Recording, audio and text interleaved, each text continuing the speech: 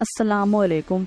مسلم دنیا میں دریائے فرات صرف ایک دریا نہیں بلکہ اسے قرب قیامت کو ظاہر کرنے والی نشانیوں میں سے ایک بھی سمجھا جاتا ہے۔ دریائے فرات سے متعلق نبی کریم صلی اللہ علیہ وسلم کی متعدد احادیث ہے جن میں پیشن گوئی کی گئی ہے کہ قیامت کے قریب دریائے فرات خشک ہو جائے گا اور اس میں سے سونے کا ایک پہاڑ ظاہر ہوگا۔ 1500 سال سے صرف مسلمان ہی نہیں بلکہ دوسرے مذاہب کے لوگ بھی اس انتظار میں ہیں کہ کیا یہ واقعی خشک ہو سکتا ہے۔ قرآن پاک میں کئی مرتبہ نہر فرات کا ذکر کیا گیا ہے جس کو جنت کی نہر کہا جاتا ہے۔ جنت کی نہر اس دریا کو اس لیے کہا جاتا ہے کیونکہ اس کا پانی قدرتی طور پر میٹھا ہے اور اس میں مچھلیاں اور دیگر آبی حیات بھی موجود ہیں۔ دریا فرات ترکیہ میں موجود ہے۔ اس میں 3 ملکوں سے پانی بہتا ہے۔ یہ وہی دریا ہے جس کا ایک کنارہ شام اور عراق میں بھی ہے۔ جس جگہ معرکہ کربلا ہوا اور پانی کی جنگ ہوئی وہ بھی اسی پانی پر تھی۔ ترکی میں پچھلے کچھ عرصے سے سونے کے ذخائر دریافت ہونے کی خبریں آ رہی ہے۔ 22 نومبر 2021 کو ترک نیوز ایجنسی نے سونے کے ایک بڑے ذخیرے کی دریافت کی خبر دی جس میں 99 ٹن سونا ہونے کا امکان ظاہر کیا گیا ہے۔ اس کی مالیت 6 ارب ڈالر تک بنتی ہے جو کئی ممالک کے GDP سے زیادہ ہے۔ سونے کا یہ ذخیرہ وسطی مغربی علاقے میں دریافت ہوا ہے۔ ترکی کی ایک کھاد بنانے والی کمپنی کے مطابق اس ذخیرے کی اگلے 2 سال تک کانکنی کی جائے گی جس کی پیداوار سے ترک معیشت کو بڑا سہارا ملے گا۔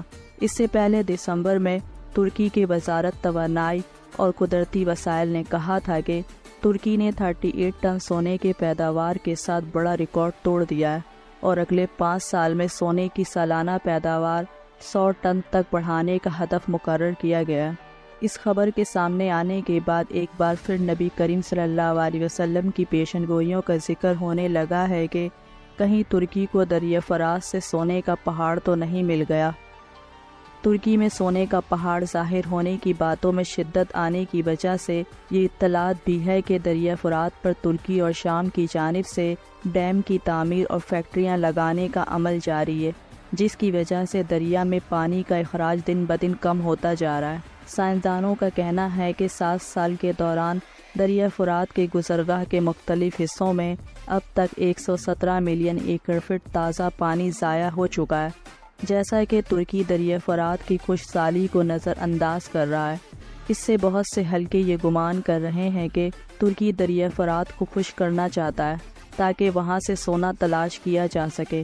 اس سے 1500 سال پہلے کی گئی نبی کریم صلی اللہ علیہ وسلم کی پیشن گوئی پوری ہو جائے گی۔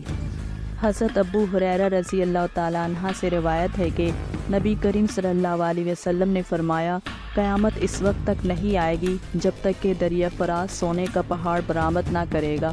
لوگ اس کی وجہ سے جنگ اور قتل و قتال کریں گے، پس ان لوگوں میں 99% مارے جائیں گے اور ہر شخص یہ کہے گا کہ شاید میں مقصد میں کامیاب ہو جاؤں گا، یعنی ہر شخص اس توقع پر لڑے گا کہ شاید میں ہی کامیابی حاصل کر لوں اور اس دولت پر قبضہ جما لوں۔ چنانچہ 99% لوگ اس توقع میں اپنی جان گنوا بیٹھیں گے۔ حضرت عبداللہ بن حارث رضی اللہ تعالی عنہ بن نافل سے روایت ہے کہ حضرت ابی بن کعب کے ساتھ کھڑا ہوا تھا تو انہوں نے کہا، ہمیشہ لوگوں کی گردنیں دنیا کی طلب میں ایک دوسرے سے اختلاف کرتی رہے گی۔ میں نے کہا، جی ہاں۔ انہوں نے کہا، میں نے نبی کریم صلی اللہ علیہ وسلم کو فرماتے ہوئے سنا ہے کہ عنقریب دریائے فرات سے سونے کا ایک پہاڑ برآمد ہوگا۔